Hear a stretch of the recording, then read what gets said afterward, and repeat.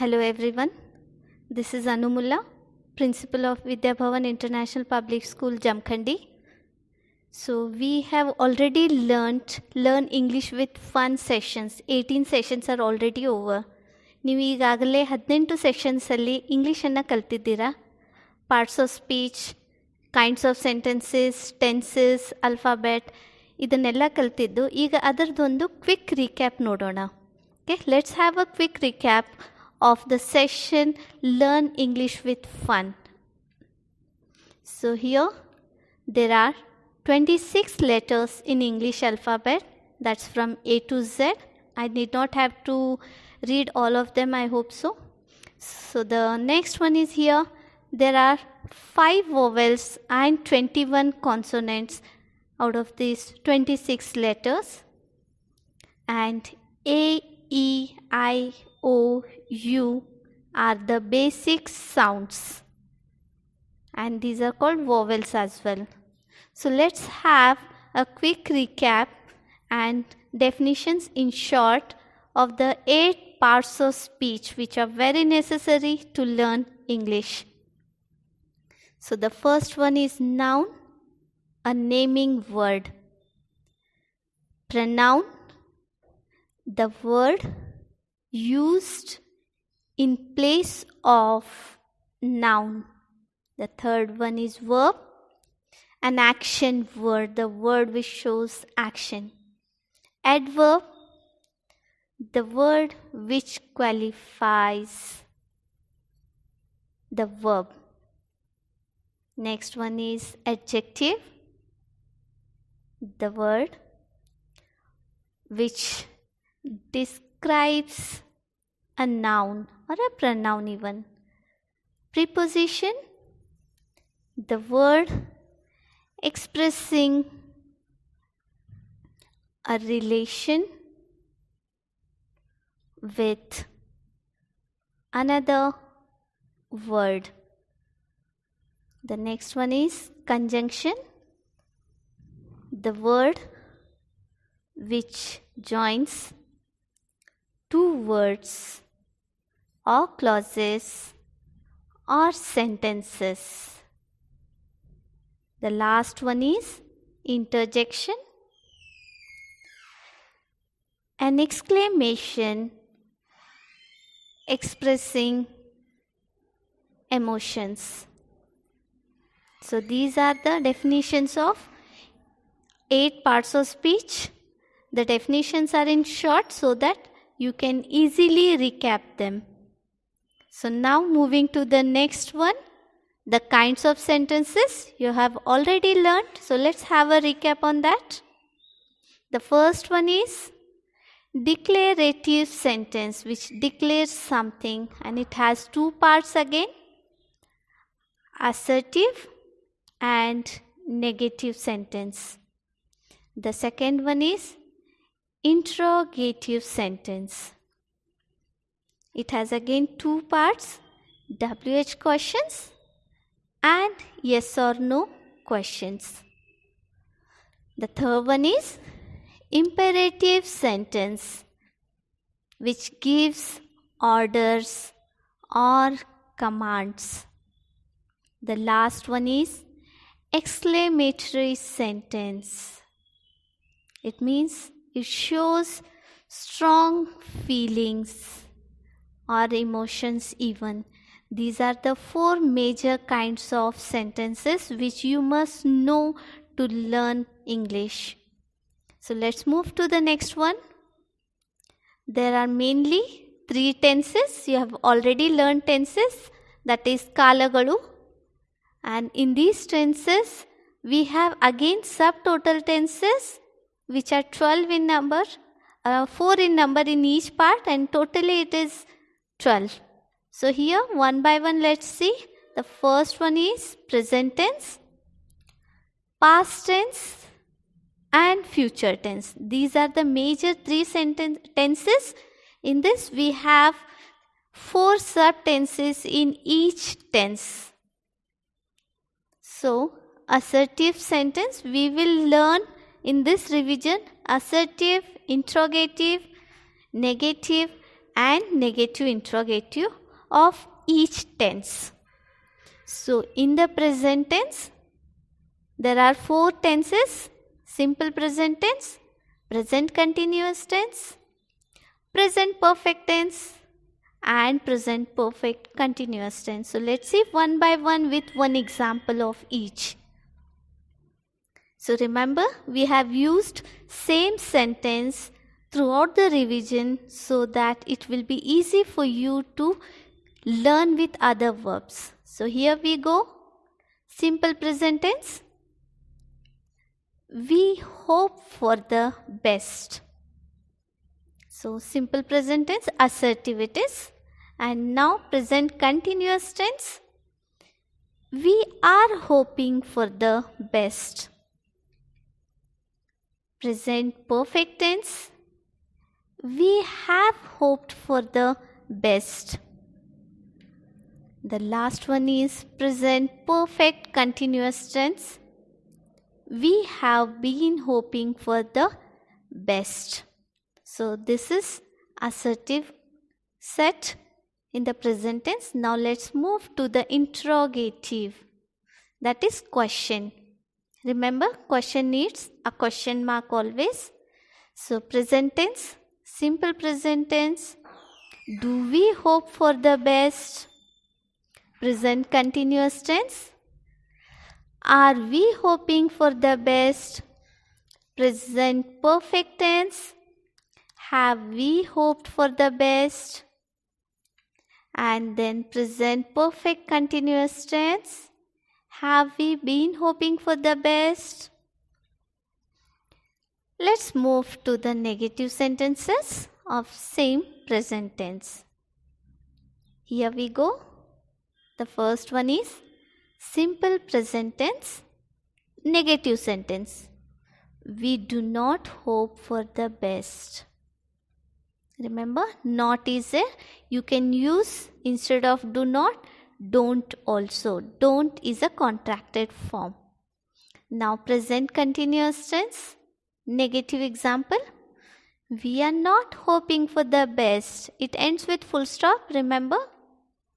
And present perfect tense. We have not hoped for the best. The last one is negative sentence, present perfect continuous tense.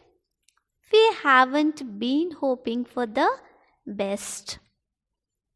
So now negative interrogative sentence. In the present tense, simple present tense. Don't we hope for the best? Present continuous tense. Aren't we hoping for the best? Present perfect tense. Haven't for the best. So these are the 4 sentences in the present tense. So we completed assertive sentence, interrogative sentence, negative sentence, and negative interrogative sentence. Now let's move to the past tense.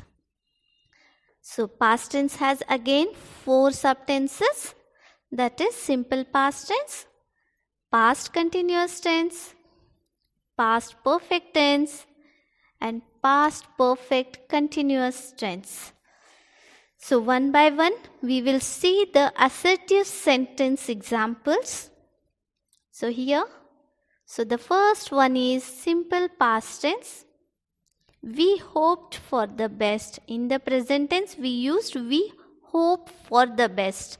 Here we hoped, that is we2. Past tense we have to use verb. So past continuous tense. We were hoping for the best. Past perfect tense. We had hoped for the best. Past perfect continuous tense. We had been hoping for the best. So these are the 4 assertive sentences in past tense. So please observe, the helping verbs and the verb we have used in this. Now let's move to the interrogative sentence of past tense. So here past tense, let's see one by one. Simple past tense. Did we hope for the best? So in the present tense we had used do we hope for the best. In the past tense we use did we hope for the best. So past continuous tense we have to use the same helping verb which is there in the continuous tense of assertive sentence, that is were. So were we hoping for the best? And past perfect tense, had we hoped for the best? In the present perfect it was have we hoped for the best. So in the past perfect tense it is had we hoped for the best. Whether it is singular or plural we have to use had in the past tense. So past perfect continuous tense. Had we been hoping for the best?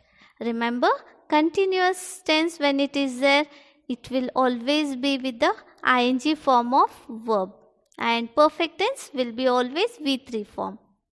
So let's move to the next part, that is negative sentence in past tense. So here comes simple past tense. Example, we did not hope for the best. Past continuous tense, we were not hoping for the best. Past perfect tense, we had not hoped for the best.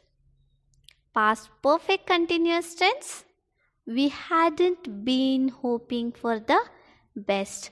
These are the negative sentences in the past tense. So now coming to negative interrogative sentences in the past tense again. So here comes first one is simple past tense. Didn't we hope for the best? Past continuous tense. Weren't we hoping for the best? Past perfect tense. Hadn't we hoped for the best? Past perfect continuous tense. Hadn't we been hoping for the best?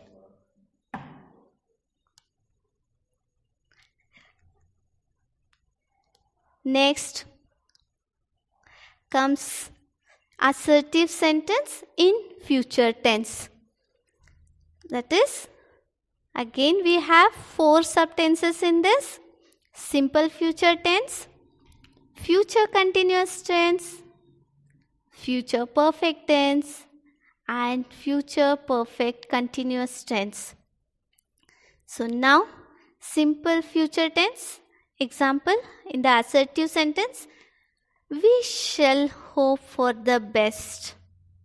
Here will and shall difference you must know. We will hope for the best. Both are correct, but we shall shows that we have to do it. We will shows that we will do it. Means ನಾವು ಮಾಡೇ ಮಾಡ್ತೀವಿ ಅಂತ. Shall ನಾವು ಮಾಡಬೇಕು ಅಂತ. This is the difference between will and shall. Okay, so we shall hope for the best.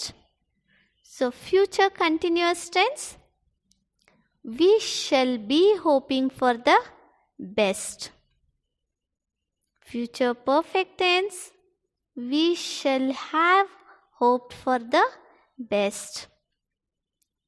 Future perfect continuous tense, we shall have been hoping for the best.